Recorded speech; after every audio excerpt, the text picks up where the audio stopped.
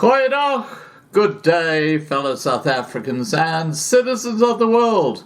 Now, as a historian specializing in South African history, one of the places I visited back in 2006, deliberately, was the small town of Hopetown, where the Hope Diamond was found.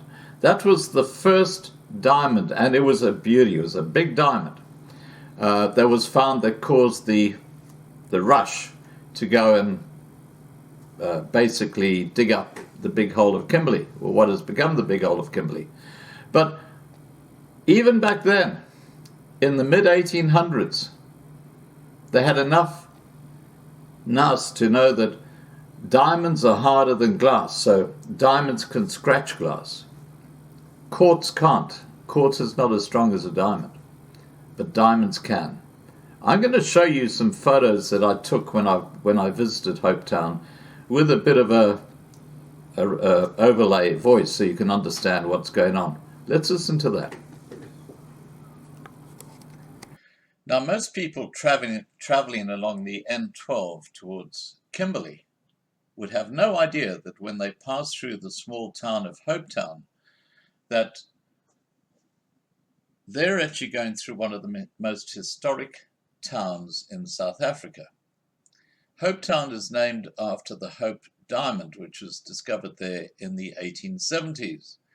And it was because of the Hope Diamond that the big hole of Kimberley was found, because you had all these prospectors coming around the area looking for where the mother lode was for the diamonds that people started finding.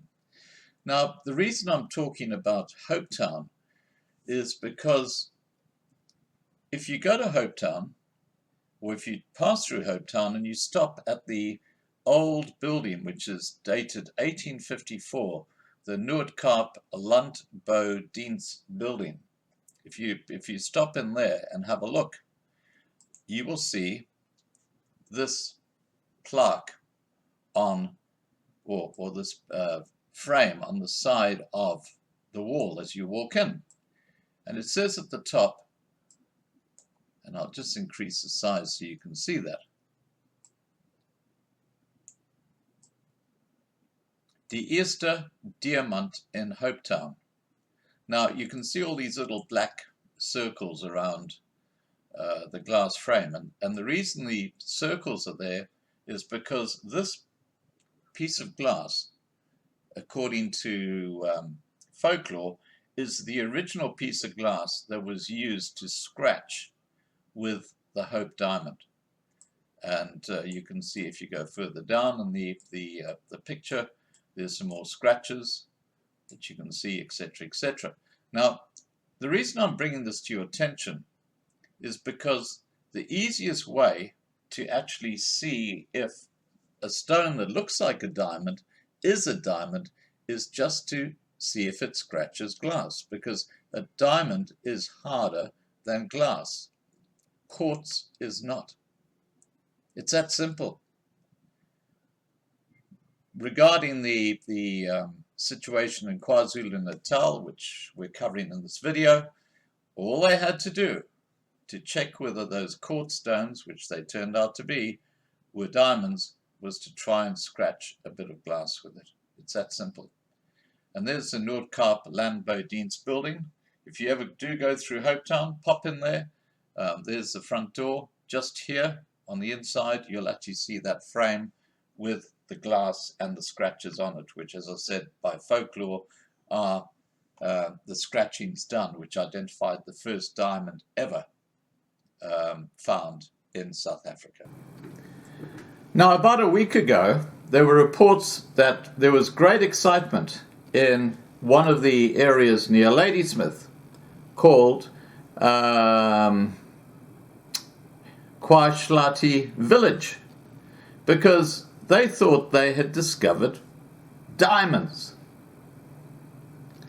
What I find quite extraordinary with the story is that if any of the reporters covering this particular situation, the suggestion that diamonds have been found, all they would have to do is take one of those stones to a window of someone's house or of a shop and just try and scratch it. And of course, it wouldn't have worked because what they had finding was quartz and not diamonds. It took a week for anyone to actually realize that these are not diamonds but they're quartz. But during that week, the local population were just ballistic, digging up all these diamonds. It's quite the extraordinary thing about this story is that nobody had the nous to say, whoa, back in the 1800s they knew that you just scratch a bit of glass. And if it scratches, it's a diamond. If it doesn't scratch, it's not a diamond. It's that simple. But this is South Africa after all. So after a week of great scramblings and diggings and a lot of effort put into it, all the local population have got, who spent literally hours and hours and hours digging up this quartz, is something which is quite worthless. Here comes a video where you'll see how this diamond rush just took over that particular community near Ladysmith. Please remember to subscribe to Loving Life on YouTube to be kept informed. Please remember to register on lovinglifetv.com, our new platform, to be kept informed. Please remember to like this video. Please remember to share this video. And above all, please stay safe. Bye for now.